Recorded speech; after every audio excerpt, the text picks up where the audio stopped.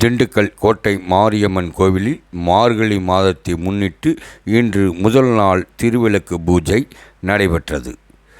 திண்டுக்கல்லில் உலக புகழ்பெற்ற கோட்டை மாரியம்மன் திருக்கோவிலில் மார்கழி மாதம் முதல் நாள் இன்று திருவிளக்கு பூஜை சிறப்பாக நடைபெற்றது.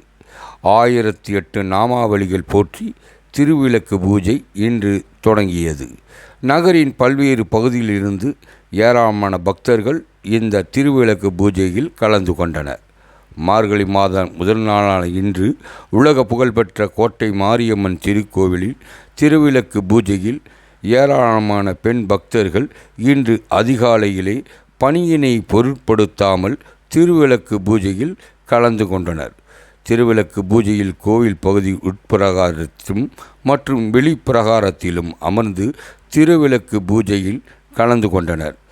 தீப விளக்குகளை ஏற்றி வைத்து மஞ்சள் குங்குமங்கள் இட்டு போற்றி போற்றி திருவிளக்கே போற்றி என 1008 நாமாவளிகள் போற்றி பாடி தீபாராதனை காமிக்கப்பட்டது.